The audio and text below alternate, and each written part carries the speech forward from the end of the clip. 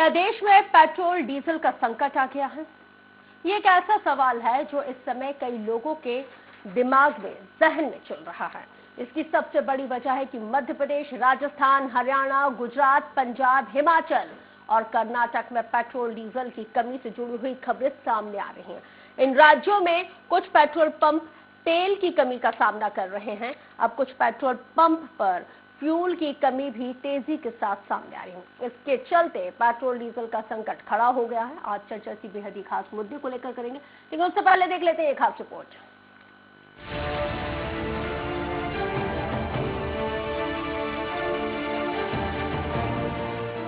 हाय रे पेट्रोल, हाय रे पेट्रोल। ये पेट्रोल, ये डीजल आम जनता को चैन की सांस नहीं लेने दे रहा है। कभी ये तेल महंगाई की आग में लोगों को ऐसे झुलसाता है कि चारों तरफ तेल का कोहराम मच जाता है। पंप पर पेट्रोल होने के बाद भी आम जनता वाहनों में फिलिंग नहीं करा पाती है। तो कभी ये तेल लोगों को ऐसा बेचैन करता है कि आम जनता का चैन खो जाता है। इस बार समस्या कुछ अलग है। ये समस्या इतनी विकराल है कि इस समस्या का हल कोई नहीं ढूंढ पा रहा है।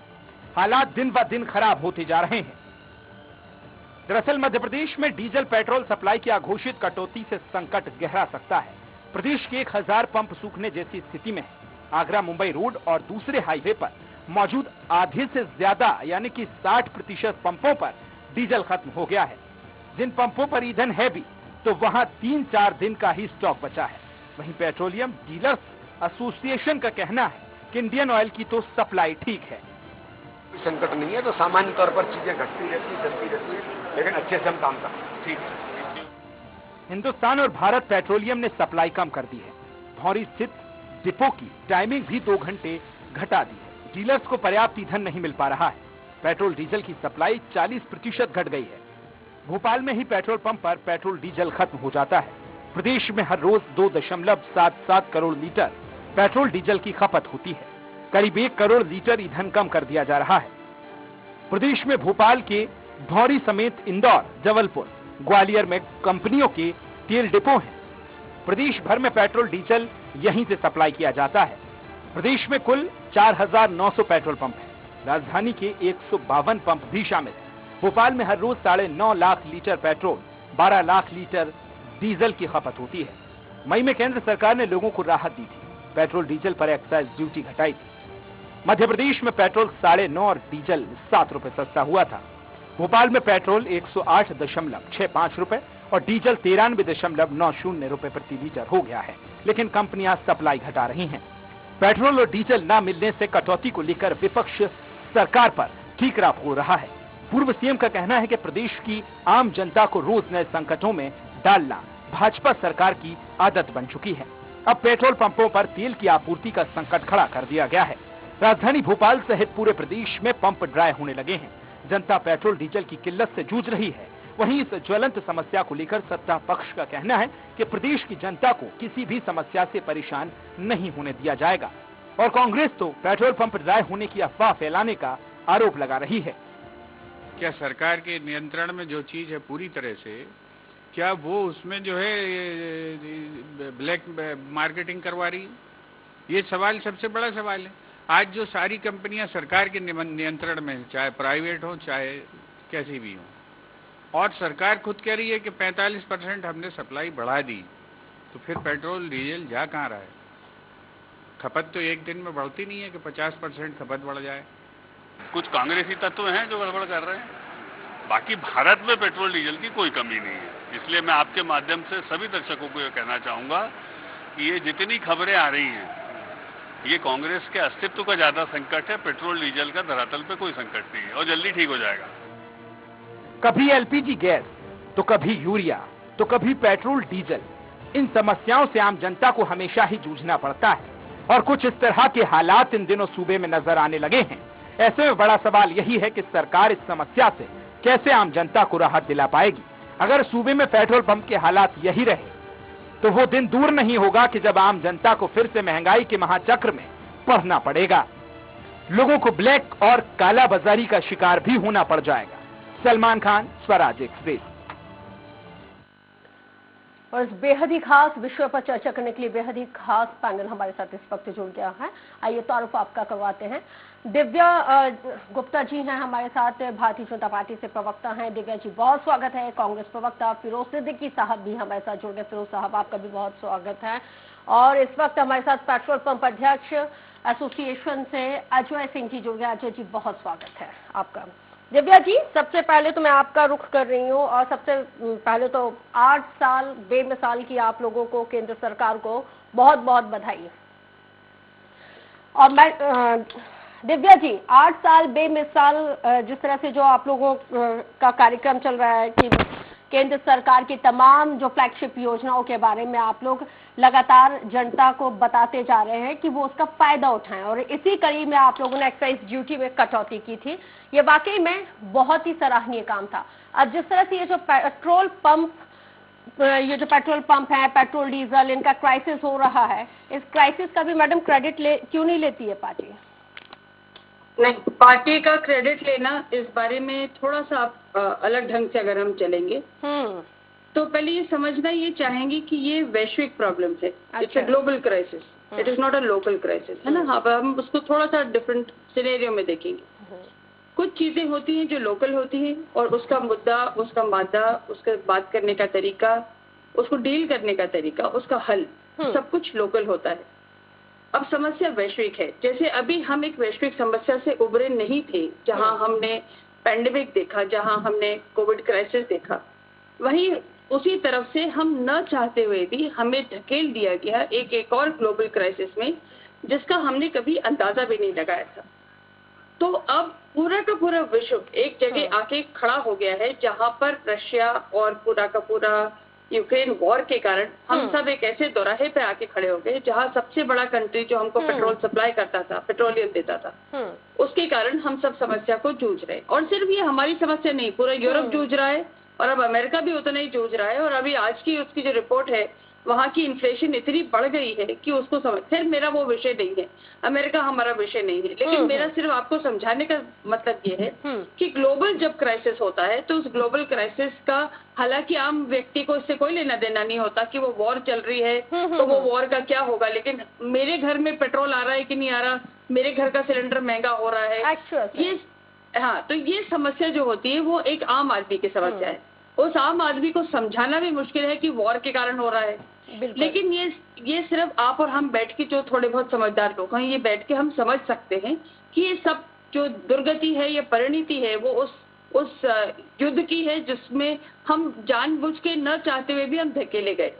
अब दूसरी बात रही बात इस बात की कि क्या ये जो जितनी सारी की सारी समस्या है, क्या ये सिर्फ मध्य प्रदेश में है? नहीं, ये पूरे के पूरे देश में फैली हुई। जहाँ राजस्थान कांग्रेस की सरकार है वहां भी है, जहाँ छत्तीसगढ़ है वहां भी है, जहाँ हिमाचल प्रदेश में है या कहीं और भारतीय जनता पार्टी की सरकार है वहां भी है। इसका मतलब ये कि ये सरकारों से ऊपर उठने वाली एक समस्या है। ये सरकारों से ऊपर उठने वाली बात है। आपने तो बेबाकी के साथ, ईमानदारी के साथ इस बात को एक्सेप्ट किया है। भारतीय जनता पार्टी से छत्तीसगढ़ से प्रवक्ता हैं अमित चिमनानी जी, वो भी हमारे साथ जुड़े हुए हैं।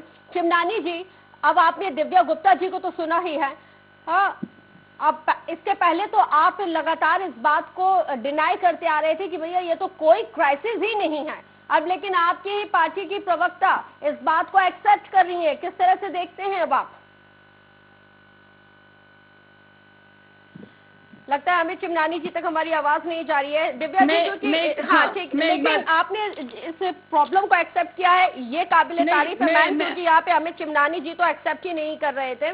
फिरोज सिद्दीकी साहब, आपके पास आ रही हूँ कि देश भर में कब आंदोलन के लिए आप लोग आगे बढ़ेंगे? क्योंकि ईडी के मामले में तो आप लोगों ने ईडी दफ्तरों का भी घेराव कर दिया, राज्यपाल का घेराव कर दिया, ज्ञापन सौंप दिए, सब कुछ। अब ऐसा ही कोई घेराव आप लोग पेट्रोल डीजल के लिए कर दीजिए, क्योंकि खरीफ की फसल का ये वक्त है, पेट्रोल डीजल की किल्लत होगी तो जाहिर सी बात है कि भाई खेती किसानी में भी दिक्कतें होंगी।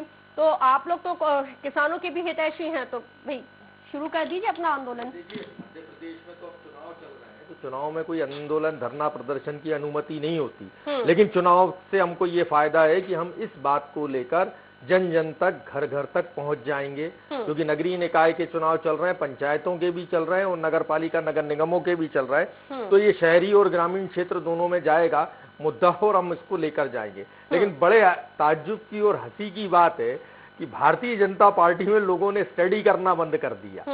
एक सरकार कह रही है कि 45% हमने जो है सप्लाई बढ़ा दी, भारतीय जनता पार्टी की एक प्रवक्ता कह रहा है कि नहीं नहीं ये तो कांग्रेस जो है अफवाह फैला रही है। एक प्रवक्ता कह रही है कि नहीं नहीं बात सही है, वो उन्होंने उनकी ईमानदारी की मैं तारीफ करूंगा दिव्या जी की कि उन्होंने ये माना कि हाँ है। सवाल ये है कि इस देश में इतनी नाकारा और निकम्मी सरकार आ गई है कि जब आपको ऑक्सीजन मैं काटना चाहूंगी प्लीज।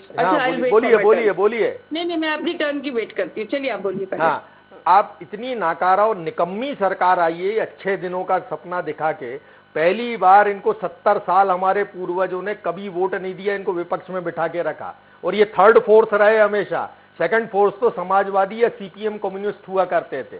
सवाल ये है कि इनको सिवाय हिंदू मुस्लिम करने के, सिवाय उल्टी सीधी बातें करने के, देश में अलगाव फैलाने के कोई काम नहीं है। रुक जाइए अब आप नहीं, मैं गलत डायरेक्शन में नहीं जा रहा हूँ। I am coming to the point. Let me complete Divya ji, please let me complete. I am coming to the point. No I am coming to the point, बता रहा हूं मैं। आपकी जब इस देश में जब से ये आए लोग लाइन लगा रहे हैं, कभी नोटबंदी के नाम पे लाइन लगाते हैं, कभी लोग जो है ऑक्सीजन के नाम पे और रेमडेसिविर के नाम पे लाइन लगाते हैं, ना उनको मिलता है ना ही कोयला मिलता है इस देश में। आज बिजली की खपत है, ट्रेनें कैंसिल है, पूरे देश में हजारों ट्रेनें कैंसिल हैं। लोग अपना वेकेशन सीजन नहीं मना पाए, लोग 2 साल बाद कभी बाहर निकले थे। आज पेट्रोल डीजल की किल्लत। मैडम आप चेत जाइए। और मैं आपको ये भी कहता हूँ कि मैं बात करना चाहूंगी प्लीज। रुकिए मैम, मुझे पूरा कर लेने दीजिए। दिव्या जी आ रही हूँ। मैडम आप चेत जाइए। आप लोग श्रीलंका जैसे हालात बना रहे हैं और आप जिस तरीके से जो राहुल गांधी कहते हैं ना कैरोसिन फैला रहे हैं, तो आप पूरे देश में कैरोसिन फैलाना बंद करिए। ये इन मुद्दों पर ध्यान रखिए। हमारा $600 बिलियन से नीचे जा रहा है हमारा विदेशी मुद्रा भंडार, और एक समय आ जाएगा कि हमारे पास मात्र दिक्कत है। आ रही हूँ मैं। अजय जी आपसे कहाँ लेके जाते हैं? मैं कहीं लेके नहीं जा रहा हूँ। अजय जी आपसे बिल्कुल नहीं है ये ग्लोबल समस्या। आप ये बताइए आपकी गवर्नमेंट प्रॉब्लम हो रही है क्राइसिस नहीं है। Do not blame it as a crisis. Diesel और पेट्रोल की जो क्राइसिस है वो एक दिन में नहीं हुई है। रशिया और यूक्रेन का जब युद्ध हुआ, वैश्विक बाजार में जो $80-82 का क्रूड चल रहा था वो एकदम से जंप कर गया। निश्चित है कंपनियां को उसमें नुकसान होने लगा, लेकिन फिर भी सरकार ने 10 रुपए की राहत जनता को दी। नवंबर में भी दी करीबन 12-15 रुपए की। लेकिन कंपनियों को जो दबाव था सरकार पे कि इसके दाम बढ़ा दिए जाएं, तो सरकार ने वो बात कंपनियों की नहीं मानी। और नहीं मानने का रीजन भी है क्योंकि ये कंपनियां जो हैं सरकारी हैं, इनके नफे में भी भागीदार सरकार होती है और नुकसान में भी भागीदार सरकार ही होती है। इसके चलते जो कंज्यूमर पंप्स थे, हम कंज्यूमर कहें, हम लोग कस्टमर रहते हैं, और कंज्यूमर जो रहते हैं बड़े इंडस्ट्रियलिस्ट होते हैं, बड़े रोड कॉन्ट्रैक्टर्स होते हैं, उनको कंपनियां हमसे उसके यूक्रेन युद्ध के पहले 5 से 6 रुपए लीटर सस्ता देती थी। ड्यू टू कंपटीशन इन तीनों कंपनियों में रहता था। वो एकदम से इन्होंने हमारी कीमत से जो उनको 6 रुपए कम मिलता था, वो 27 से 28 रुपए महंगा कर दिया। अब वो महंगा करने से क्या हुआ कि अब निश्चित है कि जो उद्योगपति है वो अपना प्रॉफिट को प्रायोरिटी देता है। उन्होंने हम लोगों से लेना चालू कर दिया, रोड कॉन्ट्रैक्टर्स ने कंपनी से नहीं लेके। तो पहला प्रेशर तो ये पड़ा। दूसरा प्रेशर जब यूक्रेन युद्ध के दौरान रशिया से जो पैक्ट हुआ, रशिया से पैक्ट हुआ $70 में यहाँ आने लगा, तो इंडिया की 2 बड़ी कंपनियां, एक रिलायंस और एक रोजनेफ जो न्यारा के नाम से पंप चलाती हैं, और एक इंडियन ऑयल, इन तीनों ने क्रूड खरीदा। इंडियन ऑयल ने तो बकायदा भारत में वो माल बेचा, लेकिन यूरोप में क्योंकि दाम भारत के मुकाबले वैश्विक बाजार के हिसाब से उनने 70% दाम बढ़ा दिए, तो उनके यहाँ प्रोडक्ट महंगा हो गया। तो जो उन्होंने वहां पे बेच दिया, उन्होंने रशिया और रोजनेफ ने वहां भेज दिया और अपने आउटलेट बंद कर दिए। पहला दावा हमारे पास ठेकेदारों का और इंडस्ट्री का आया।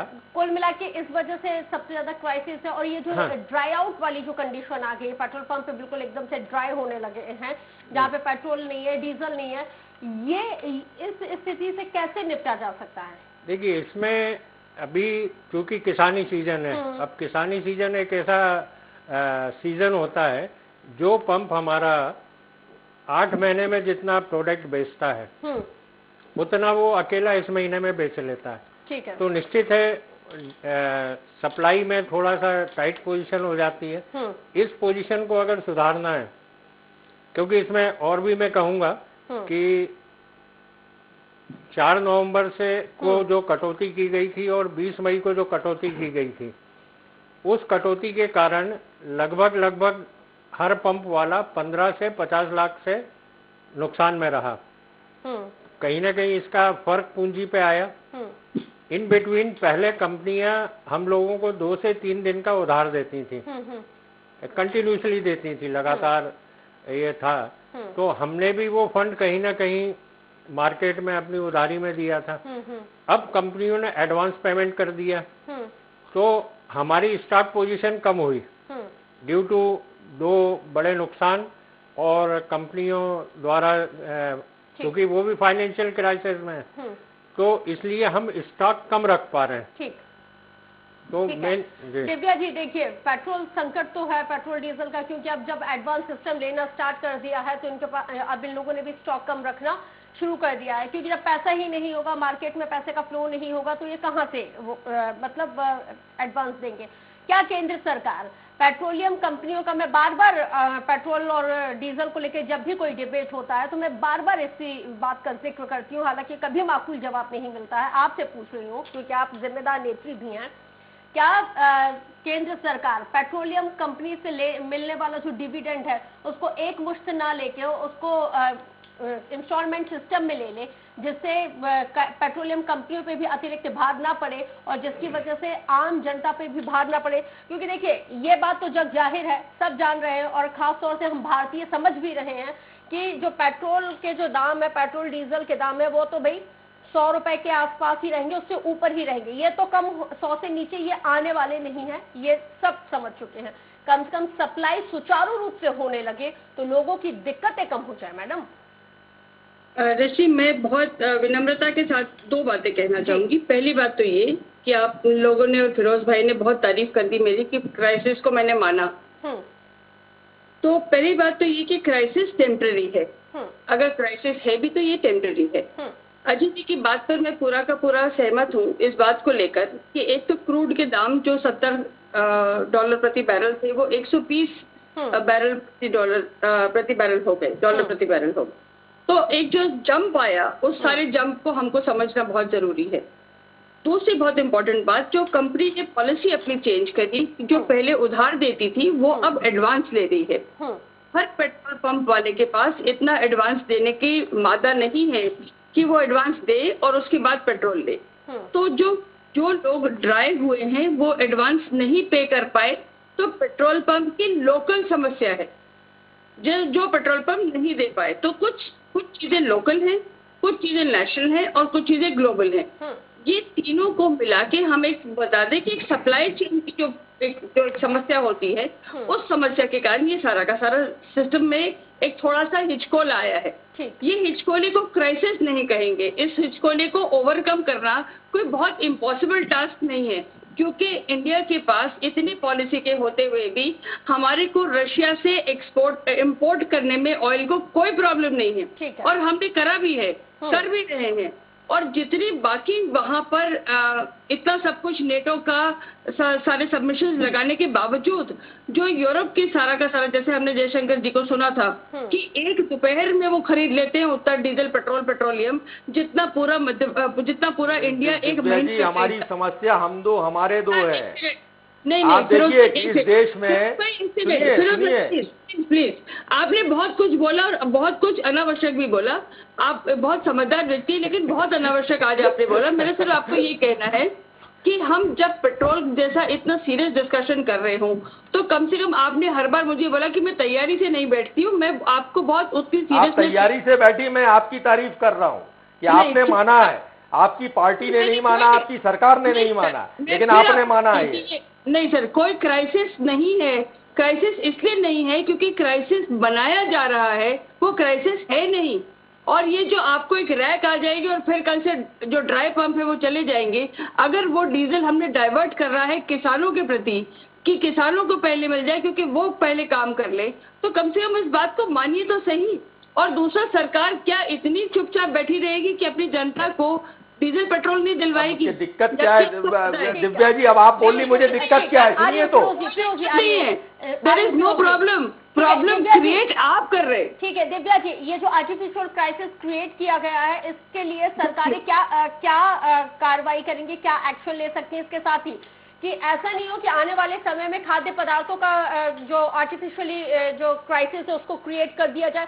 हमारे पास खाद्य पदार्थ का इतना स्टॉक तो है कि ये जो अभी जो क्राइसिस आया है, ऐसा क्राइसिस हमें आने वाले दिनों में खाद्य पदार्थ को लेके चर्चा न करनी पड़े, इतना तो स्टॉक है ना हमारे पास? हमारे पास भरपूर स्टॉक है मैम। हम तो एक्सपोर्ट कर रहे, गेहूँ एक्सपोर्ट करने वाला कंट्री है। हमारे पास क्या दिक्कत है? ईश्वर की कृपा से हमारा मानसून पिछले साल भी बहुत अच्छा रहा, अभी भी बहुत अच्छा रहेगा। हमारा किसान सब बड़े किसान करता है, एक्सपोर्ट नहीं करते हैं। बाकी खाद्य पदार्थों में चीजें देखिए ये जो सरकार है, आप राहुल गांधी जी के पीछे ईडी क्यों पड़ी है? क्योंकि कौन लाया था ये? हम दो हमारे दो, कौन लाया ये? राहुल गांधी जी लाए। अरे सुनिए तो, अब आप बीच में बोलेंगे कैसे काम चलेगा?